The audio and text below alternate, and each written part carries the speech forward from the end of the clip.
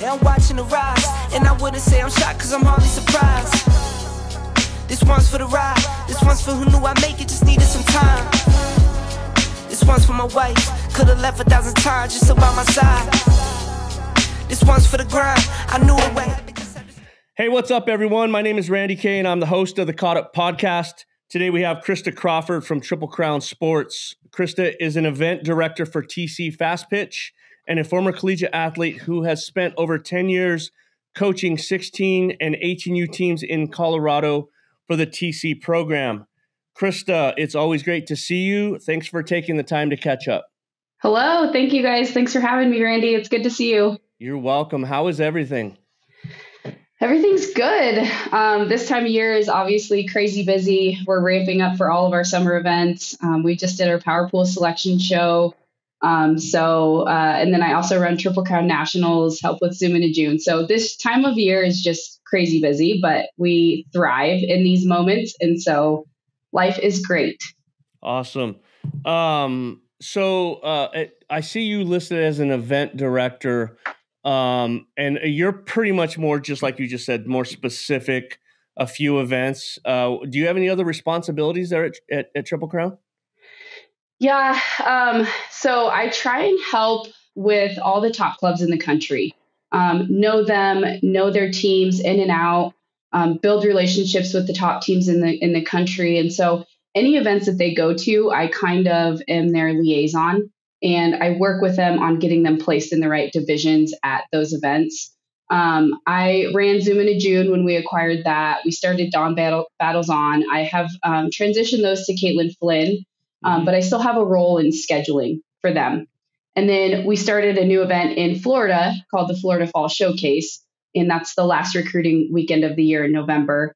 And so I have a role in that. And it's mainly with like marketing, and I'm trying to stay out of the linear stuff. Although with Triple Crown Nationals, I still have a major role in that. So just kind of touching any of our events where we have the top clubs that are attending.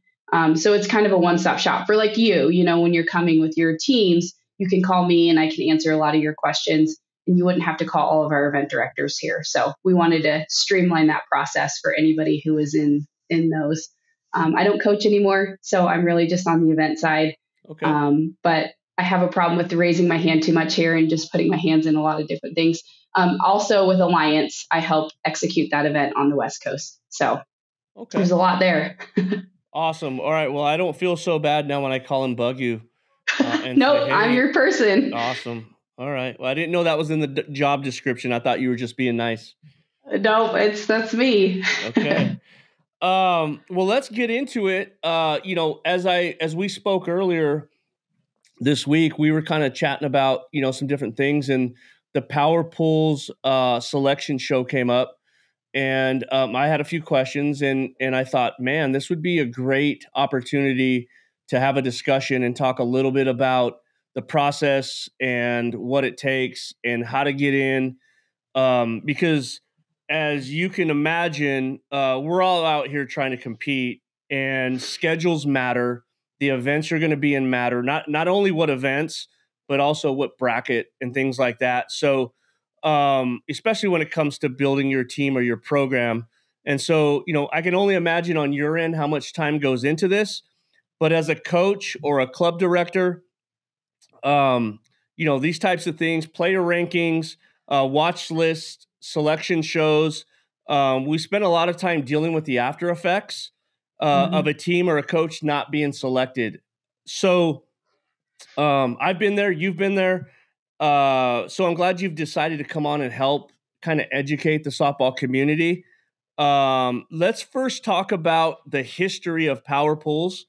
Can you explain the Power Pools? When did it start and why? Yeah, so let's go back a little bit further when we started the Sparkler. We started the Sparkler because we have teams here at Triple Crown. Dave started to coach his daughter.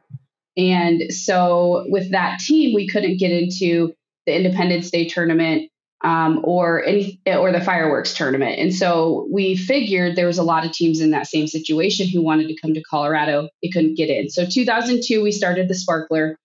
And we started to gain some traction and get some of these top teams to play in the Sparkler.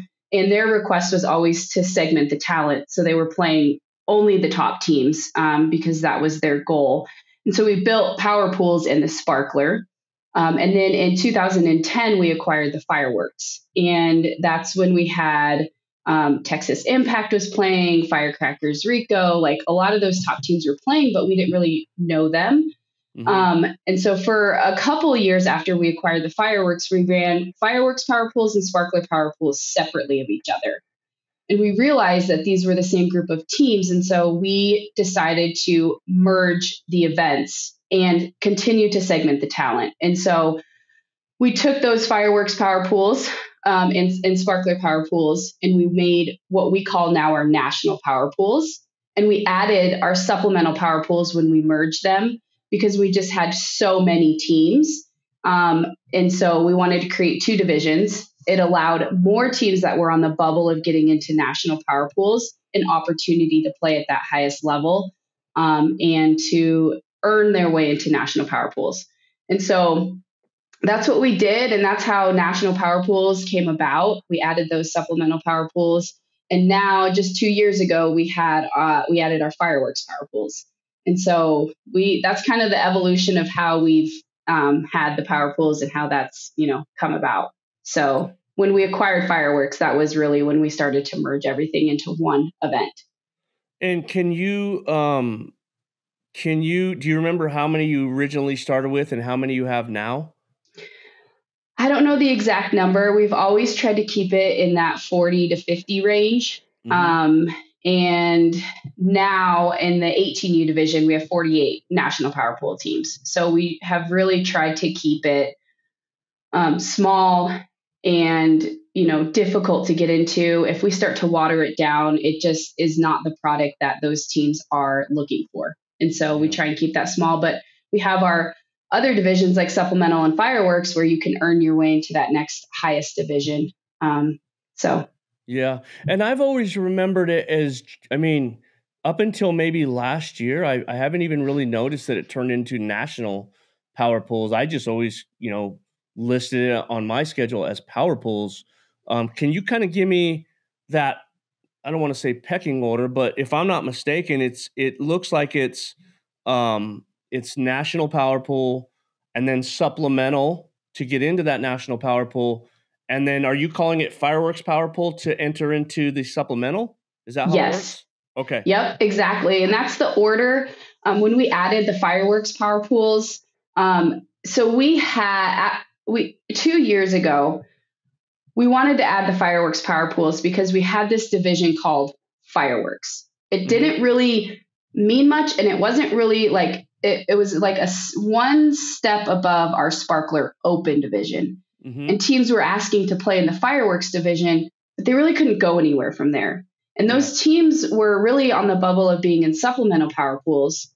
And so we thought, why don't we just add Fireworks Power Pools?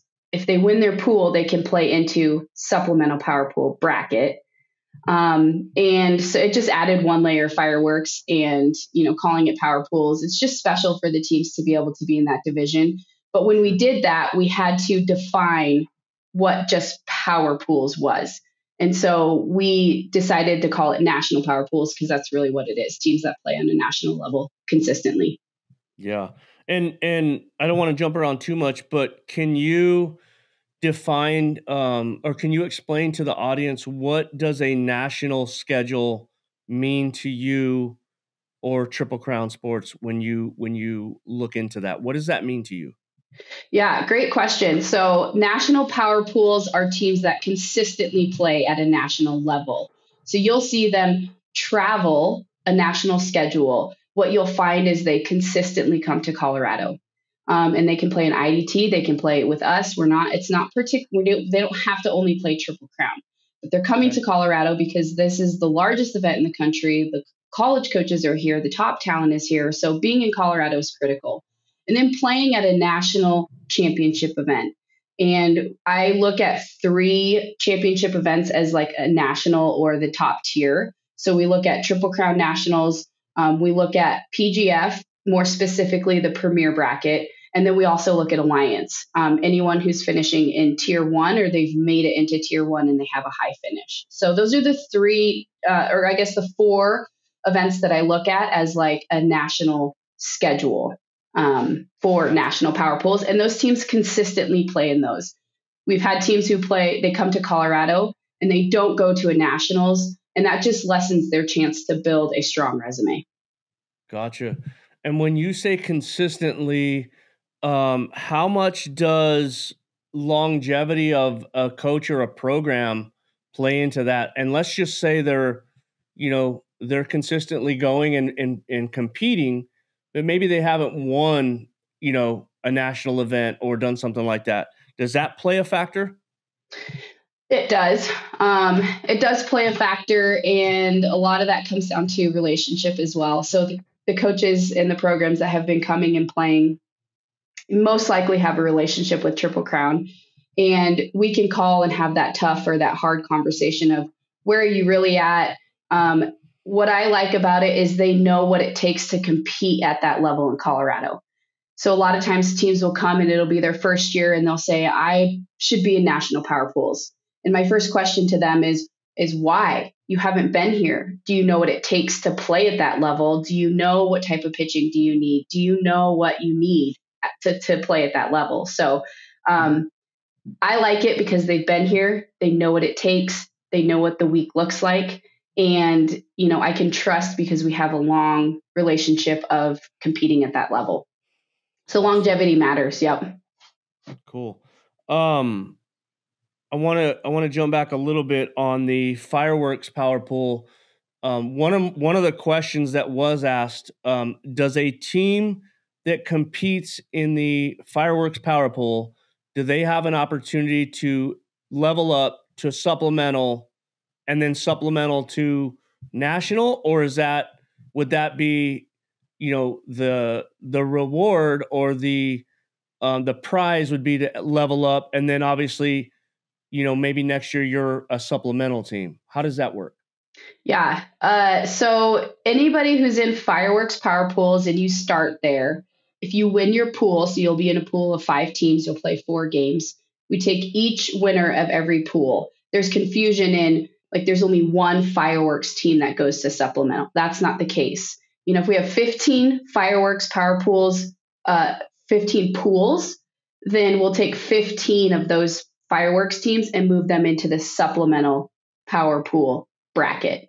They cannot earn their way into national in the same year, but we do track and we keep record of where did you start last year and how did you finish. So we know you started in fireworks power pools, you earned your way into the supplemental power pool bracket, and you finished 15th. To me, okay, maybe we had you in the wrong division. You were a really strong team. You had a good run like that. That's building your resume and proving to where you fit the following year.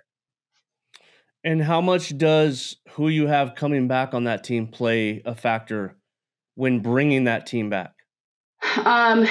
It matters a little bit, just only based on I don't look into the rosters as much, but coaches will often say that in their resume, and that will matter. But we'll take a really heavy look at your fall results as well, which is a hot topic because people are saying, well, we showcase in the fall. We don't have our full roster. And so we will look at your national results more heavily if you're staying in the same age group. If you're moving up into a different age group, it's really important to build your resume in the fall and prove that you can compete with those first and second year teams in that age group. For example, if you start in 14U, you move up to 16U, your fall results really do matter. What you're doing in the fall matters. And so, but we take both into consideration for sure.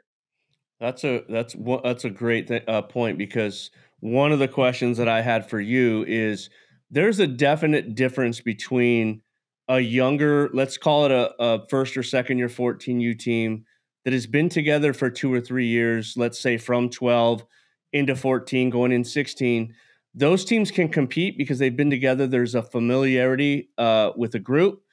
And, if you're at an 18U level or a high level 16U level, and you're one of those coaches that stays there and you're constantly rebuilding, it feels like you're at a little bit of a disadvantage because you're constantly rebuilding every couple of years, adding new pieces. You graduate as an 18U team, you might graduate, 4, 5, 10 kids, and have to replace those kids. So it feels like a little bit of a disadvantage. What would you say to that question if someone asked you?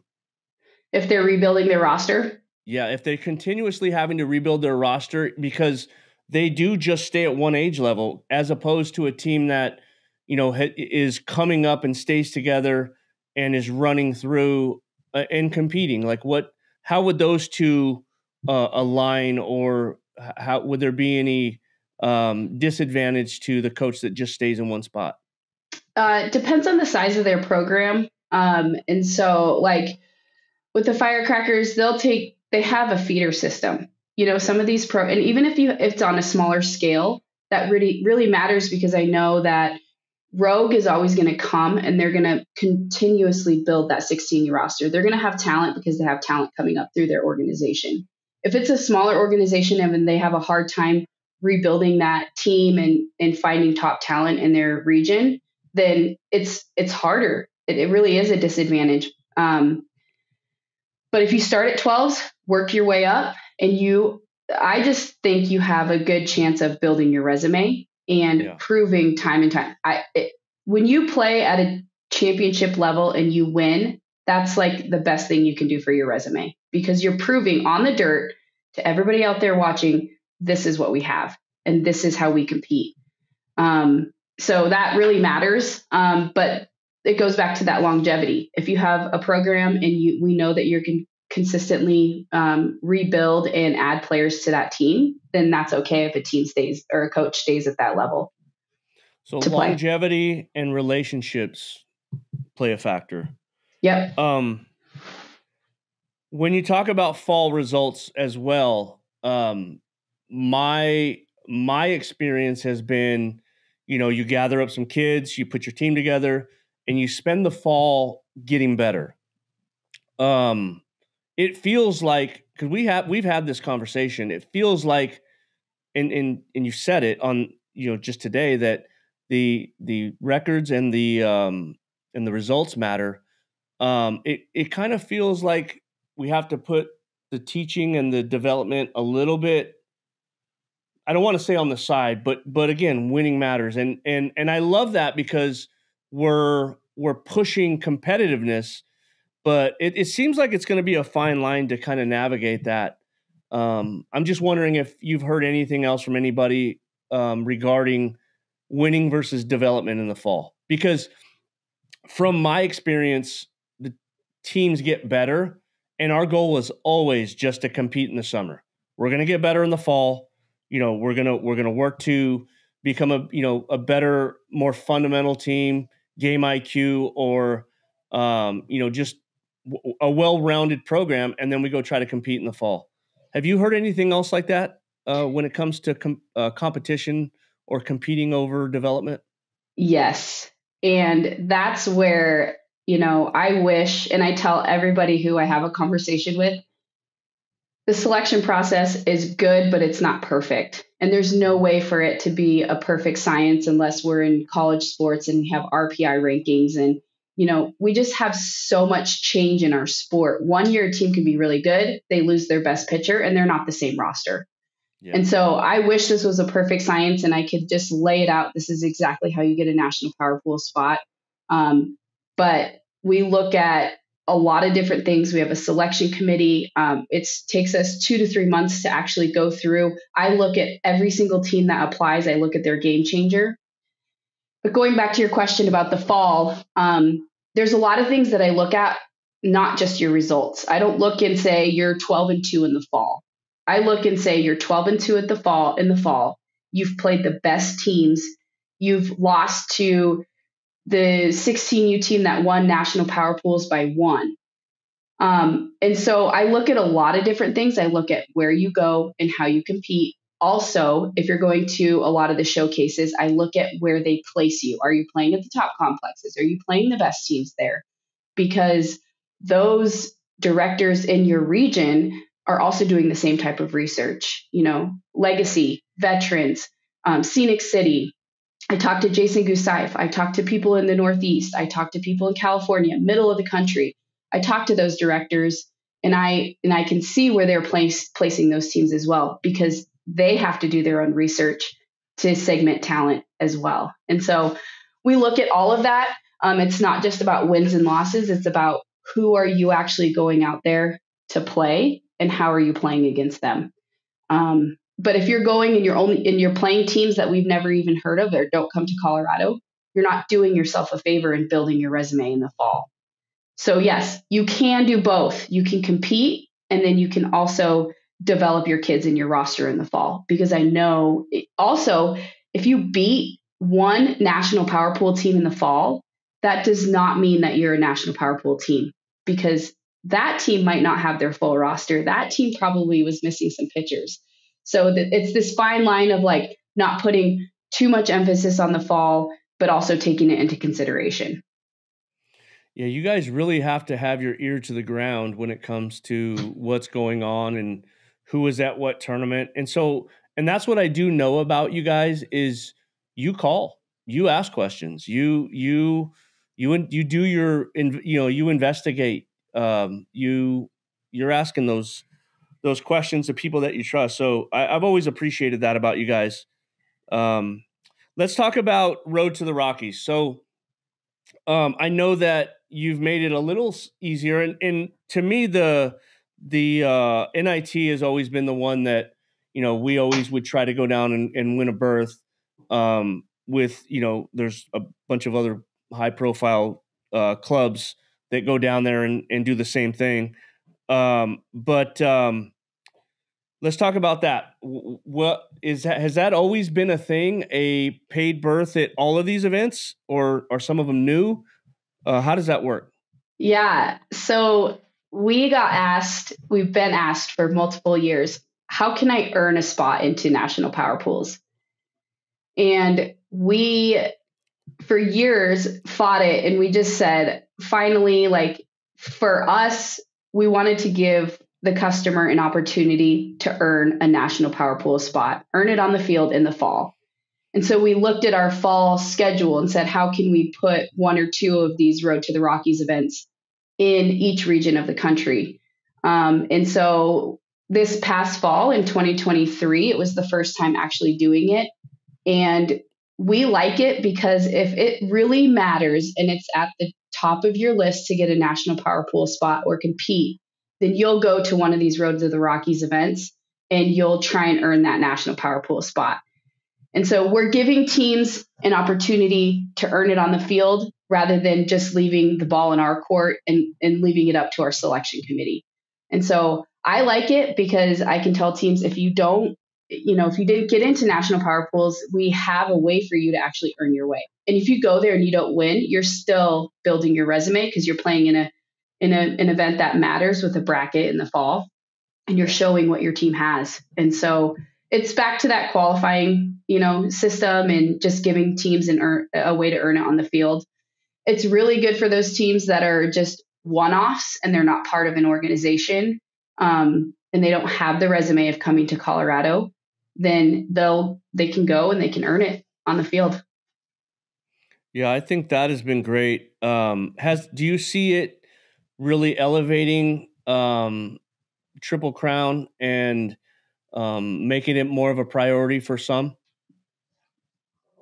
I do. You can really tell who takes it seriously, and who it's really important to go earn those national power pool spots. I think those events in the fall will become more and more competitive because teams will try and go there and they'll try and earn their way. So yeah, I do. I think it's been a great idea. Like I said, we've always tried to go into San Diego, but that's a tough one. I think Arizona is only going to get more difficult with your event here. So we're actually looking forward to that again this year. When you talk about those resumes that you go through, what does that look like? What give me a number on what you receive and how much time. You said a couple of months. How many teams are actually trying to get into this? So we have every year consistently 500 applications that we get. And this year, specifically, the 16U age division was the largest as far as applications go, and the largest group of teams that didn't get into any power pool. And so a lot of those were teams that were on the bubble of being in fireworks power pools, but maybe it's their first time to Colorado and they just didn't have the resume. But even playing in the open division, we'll take a look at how they finish in open and wherever they go for nationals, and then we'll put that back into their resume for next year. So, but yeah, 500. And so we meet with our selection committees. We have one in each region of the country.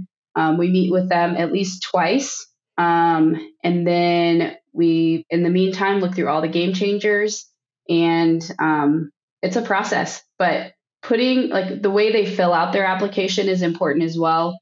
The amount of information they put in there. We look at where kids are committed on their roster, if it's an 18U or 16U team, what colleges are actually recruiting your kids right now.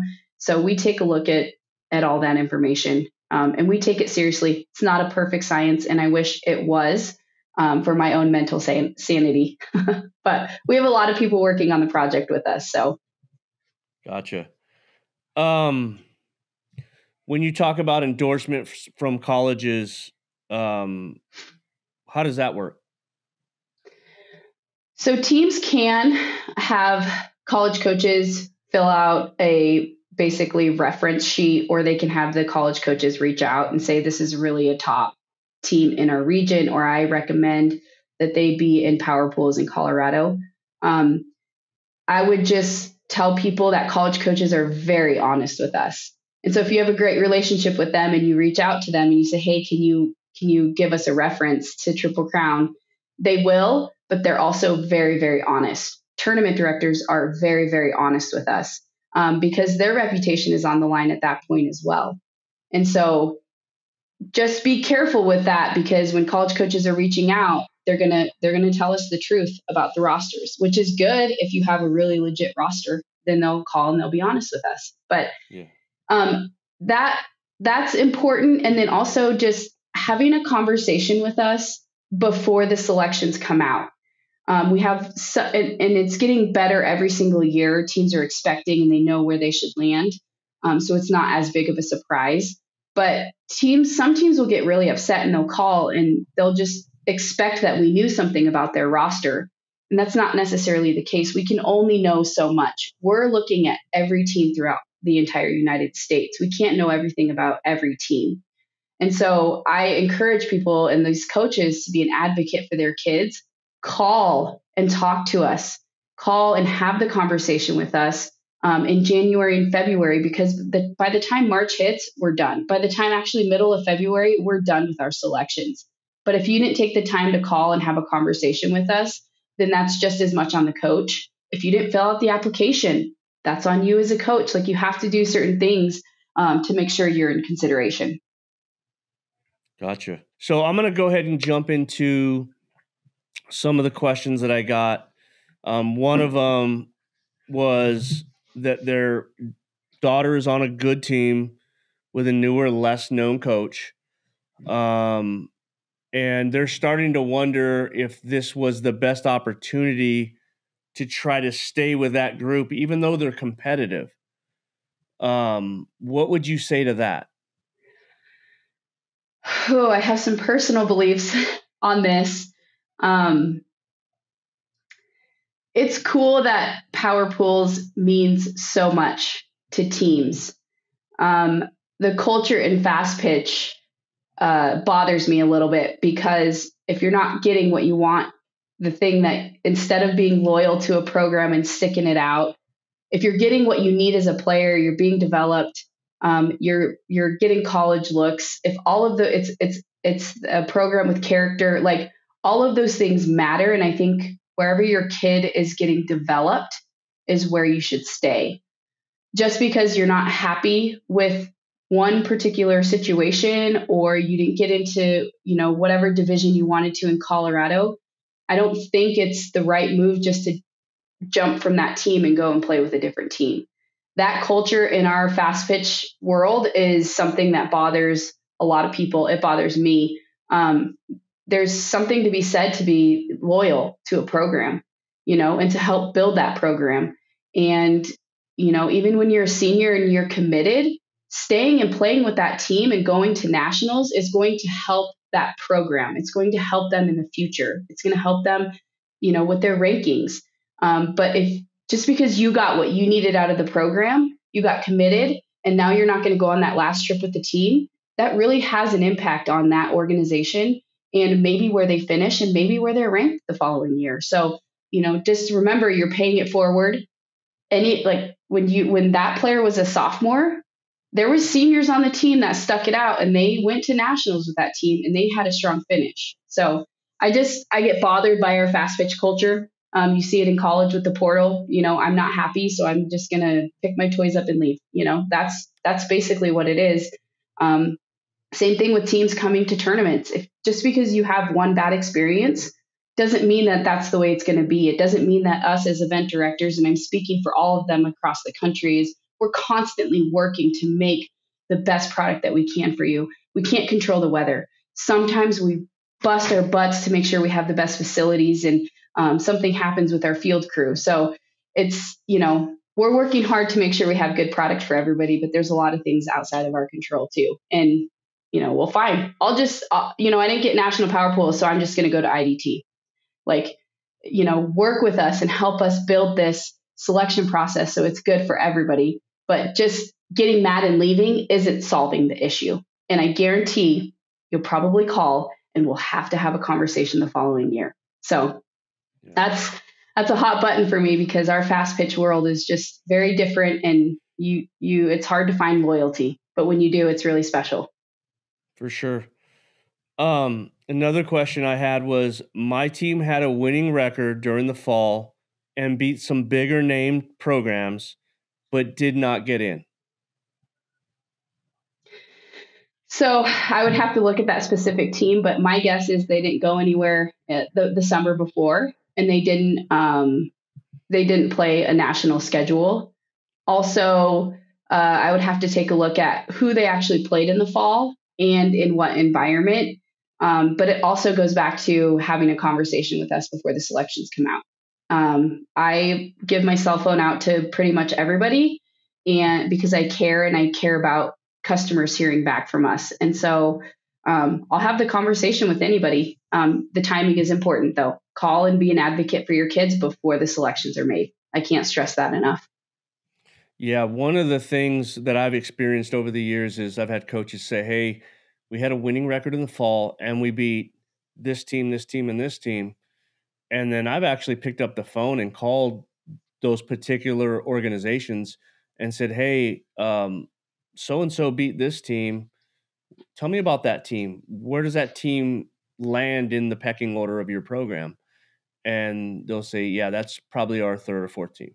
Mm-hmm. So, I think people get lost in that as well. They don't fully understand the entire landscape. So, and then the other thing I would say too, to your point, is the communication piece from you guys is always really, really well done. You guys go above and beyond with, your messaging, whether it's, upcoming events at within your events or, weather. I mean, you guys have always done a really good job there. So, yeah, I would vouch for that. Thank you. Trying to find another question here. I mean, they were all pretty much the same, newer team trying to get in. What's the best route? I would think, Road to the Rockies is pretty well outlined. Try to get into those events. You said they're in every region? Yeah, we have 2 on the West Coast, actually 3, because we have Dawn Battles on. It's 14U only. And then we have our Arizona Fall Showcase, obviously in Arizona. And then we have our Fireworks NIT in Southern California. Our Super 72 is in Chicago. And then we have our Myrtle Beach Fall Showcase, which is in Myrtle. We look to add more on the East Coast, and then we have thought about adding something in Texas. So it's something that we look to grow and offer more opportunities as long as the demand is there and teams are requesting to play in some type of Road to the Rockies event out there. So yeah. And then I would say we do hand out golden tickets. And so teams that come to Colorado, teams that play in Triple Crown Nationals, teams that play in PGF Premier, teams that play in Alliance Tier 1, we hand out golden tickets if they finish in the top 5 in the top bracket. So if you get into those divisions and you finish top 5, you get a golden ticket to get a national power pool spot in Colorado. So it's top 5, top 3, depending on the event, as long as you're staying in the same age group. If you won it in 16s and now you move up to 18s, it's not a guaranteed national power pool spot, but we still take that into consideration. And then we'll look at your fall schedule and make sure you can still compete at the highest level at that next age group. So that's how teams can get an automatic invite outside of Road to the Rockies, if they're looking to do that. But playing nationally consistently is probably the best thing they can do. Or if they're looking for more fireworks, supplemental, those divisions, playing the best teams in their region in some of those regional championship events is also important. Yeah, I think one of the complaints on a lot of the big national events is the auto invite stuff. And I don't think it's any question that you have to, invite back, like you said, the top 5. That's always, why wouldn't you? Mm-hmm. Especially if they're programs that consistently, compete at that level. So I think that's great. You said you guys look at U.S. club rankings. For those that don't know what that is, can you let us know? Can you let the viewers know? Yeah, absolutely. So we started U.S. club rankings in 2012 because we wanted a way to invite teams to our Triple Crown Nationals without having to spend money to go to a qualifier. We wanted teams to be able to plan early and know this is the championship event that I'm going to. It was also for power pools to make sure we had a way to segment the teams and really look at their results and see where they played on a national level and have a ranking. And so that started in 2012. We use it for power pool selections. We use it for our TV bracket in Colorado. We use it to invite teams to those Road to the Rockies events. And then we use it for invitations to Triple Crown Nationals. And so the biggest myth probably about U.S. club rankings is just because it's ran by Triple Crown, it doesn't mean we only look at Triple Crown events. We work really hard to make sure we look at every event out there. You get points for your finish in Colorado, and then you get points for your finish at a national championship. And that's all levels. So it would be World Series, it would be Myrtle Beach, it would be Alliance, it would be a lot of those events out there.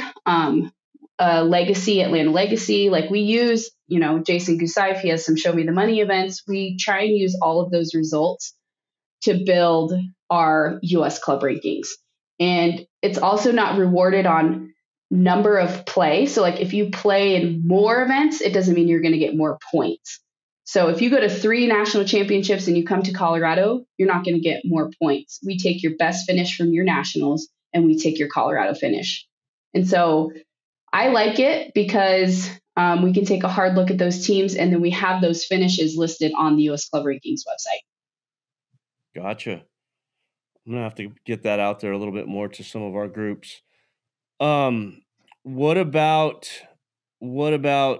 flow softball, extra innings? Because like I mentioned in the opening, that's the kind of stuff to me that it's a lot of work on our part to, put that stuff together and then get it to those entities. How much weight does that carry to those rankings? Is it individual rankings or is it team rankings or both? I look at team rankings more than I do individual rankings. Okay. The individual ones I think are really good for the programs and for the players. It's harder to look at it and say they're valid because I think there's a lot of kids that are missing off of those because they're not necessarily using stats. They're using information that comes from club coaches. I think there's a lot of club coaches out there who maybe aren't participating in that, so their kids aren't on those rankings. But if you said, I have, the top 5 players in the 2026 class, like maybe that would catch my eye, but we don't spend as much time looking at the player rankings for the Power Pool selections. It would be cool someday if it was, something based on data and actual results and slugging percentage at Colorado 4th of July, something like that. But until we have that, maybe not, we don't look at that as much. But I know it matters and it means a lot to the teams in the programs. Gotcha. Do you only look at, speaking of stats, do you only look at Game Changer or do you look at AGL? I only look at Game Changer because it's simple and it's easy for me to pull up their results. It's been harder for me on AGL to pull the results and actually look at a team and to simply get their fall, get their record, and then see easily who they played and their actual the score of the game. So sure. For me, and like 95% of people are on Game Changer, so it's easy for me to find the teams on there. I've had some teams who have weird Game Changer names that don't even match their team name. So it's really important that people put that in their resume so we actually know which teams that we're looking at, or we can easily find your results. Gotcha. That's good to know. Do you guys, have you ever thought or discussed the idea of, or you may already do this, do you guys share that information? Is there some way for you guys to easily share information between AGL, Game Changer, other than just logging in and searching?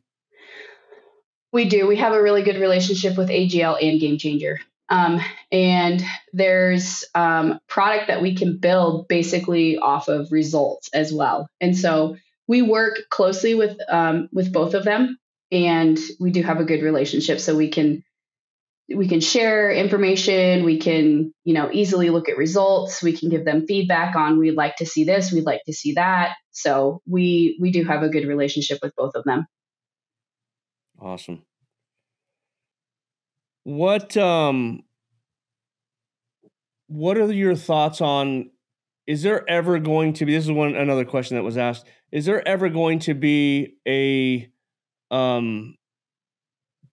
combination of, fireworks power pool winner, national power pool winner, and supplemental power pool winner playing in a game? That was one of the questions that was asked. Oh, that's cool.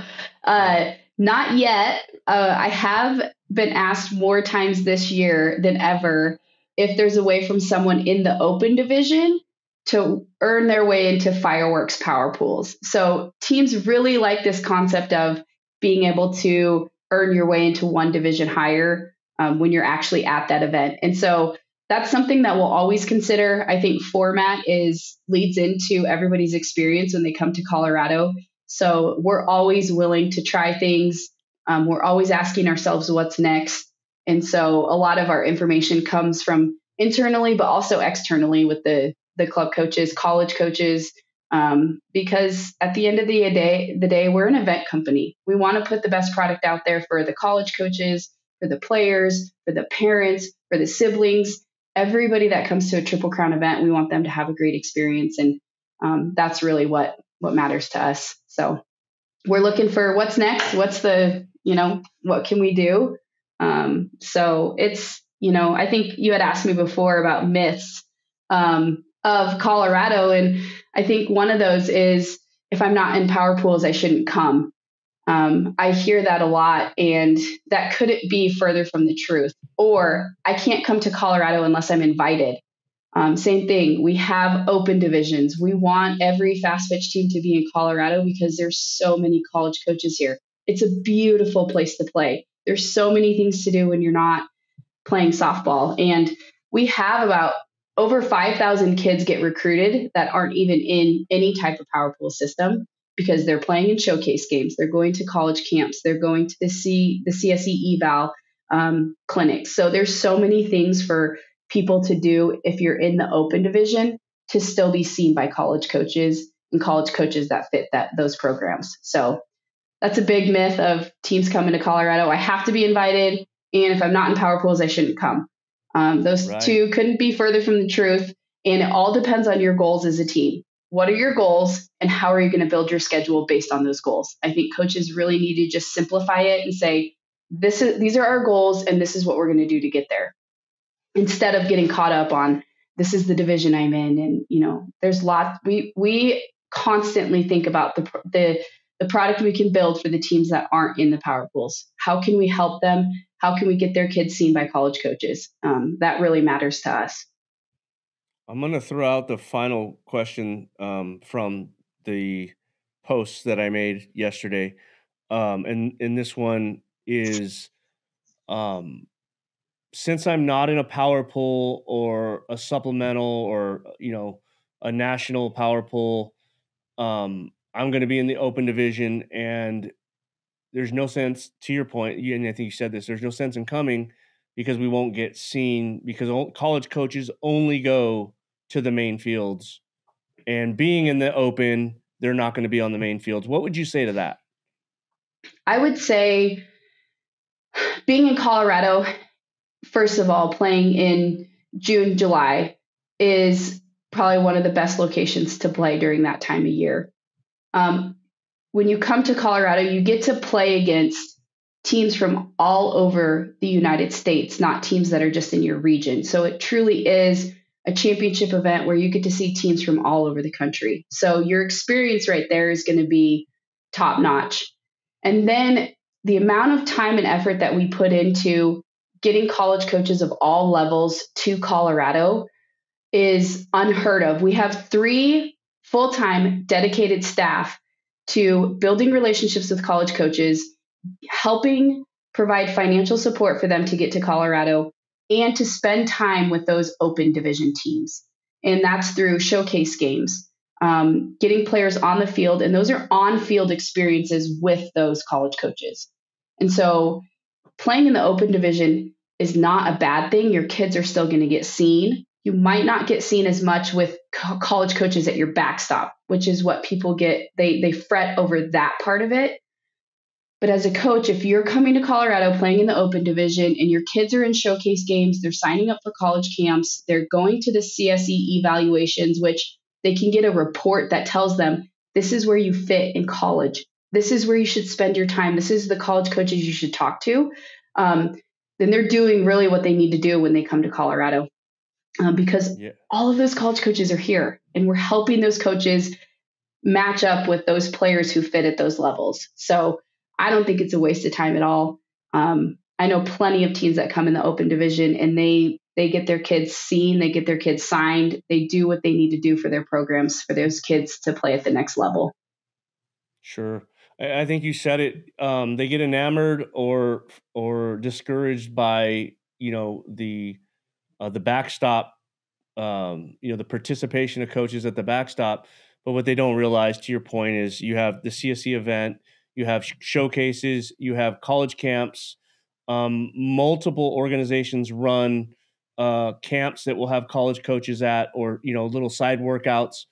There's practice games. And one of the things that I tell my coaches all the time is, if you see coaches, if your kids are doing their job and they're sending out emails and you as a coach are trying to follow up, a lot of coaches are going to at least give you a look. And that may not be in Colorado. It may be prior to Colorado. And if there's something there that they like, you may not be in the bracket that you want, but they're going to come watch you. And I don't think people look at it, as clearly as that. They're just so focused on what they didn't get. And I think they need to focus more on the opportunity to be in that whole environment. It's like being at a trade show, right? You're in, the gardening you're in gardening and you go to a gardening trade show, and there's just so many people walking around with knowledge and experience that can help you get better. And so to me, that's the message I try to put out there to all the people that I talk to. That's a great point. And there's so many teams coaches in each region of the country that would be willing to help any coach go through the process, give them honest feedback, get on the field with them and play in friendlies. Because I get the question a lot. Well, I'm having a hard time getting placed at the top fields at any of the showcases, even in my region. And so it goes back to building a relationship with those top clubs in your region and even having friendlies with them. Like, you'll find these coaches are more willing to help you than you ever thought possible. So use your resources, be a student of the game, see it as a journey, not as we didn't get into national power pools, our season's over. Like, that shouldn't be that. It's a journey. Continue to learn and continue to build relationships with everybody, even the college coaches. Build relationships with them. Your reputation, what you tell them and what you sell them really matters. So be realistic about where your kids fit in college. Love that. Krista, it's been great. I really appreciate you taking the time to jump on. Is there anything else that you would like to get to the audience? Is there anything else you'd like to say? Yeah, I would just say we have an open door. This isn't a perfect system. We take it seriously. It matters just as much to us as it does to all the teams out there.